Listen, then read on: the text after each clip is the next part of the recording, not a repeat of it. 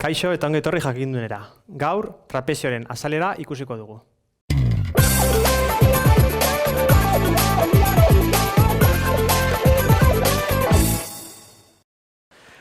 Ariketa honetan trapezioa ematen digute. Non ikusten dugunez, beko oinarria edo oinarri handia 22 metro den, goiko oinarria edo zatia 12 metro, eta hipotenus hau 13 metrokoa den.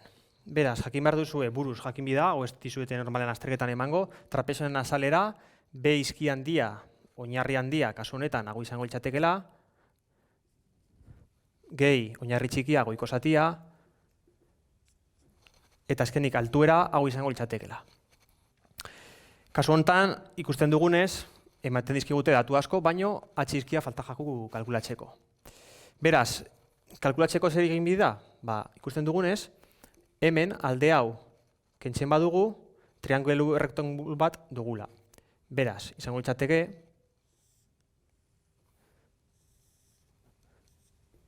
amairu metro, atxizkia kalkulatu behar duguna, eta azkenik zatitxo hau.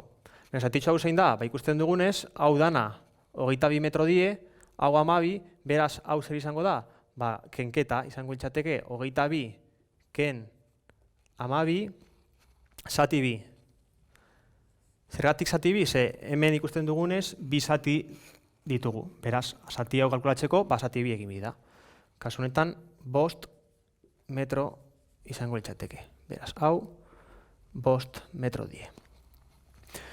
Beraz, triangulu errektangularen formula zein da, danok dakigunez, izango litzateke hipotenusa berdin kateto bat, gehi beste katetoa, berbi.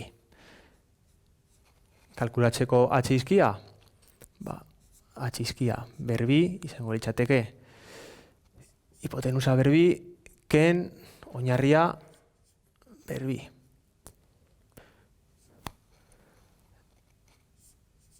Hau, berbi dagoenez, errokarratua izango litzateke,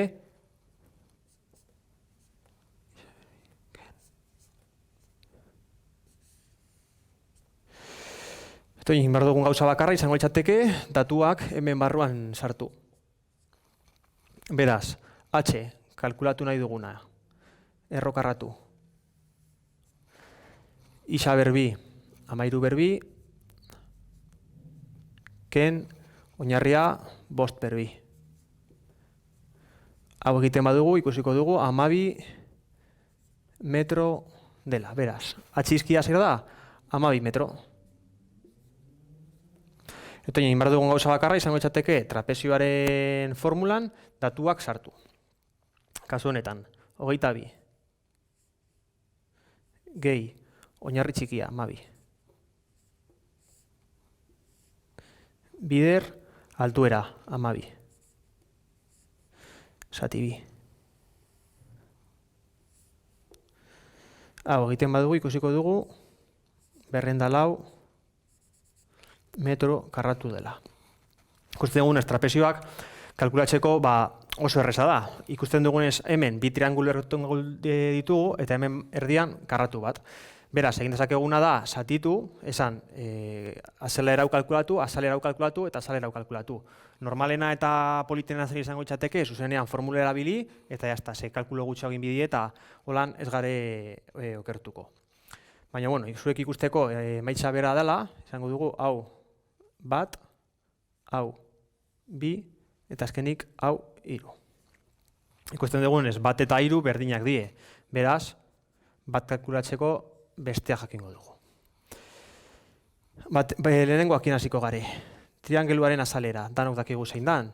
Oinarria bider altuera, zati bi. Bider, bi kasu honetan, zati bider bi, ze bi triangulu desberdin ditugu. Beraz, hau honekin faniten da, izango genuke 5 oinarria, bider 12 altuera, berdin 60 metro karratu. Beraz, bat eta 3, hemen jarriko dut, 30 die, baina bi ditugunez, 60 izango die. Eta azkenik, karratua. Bigarrena. 12 bider 12. Oinarria, bider, altuera. Lehen kalkulatu duguna hemen goian. 154 metro karratu. Beraz, bi hauek batzen baditugu, bat, gehi bi, gehi hiru,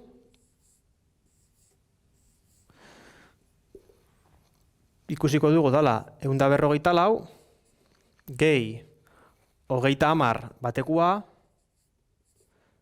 gehi, 30 bestiana, 60 hauek, berdin, 204 metro karratu.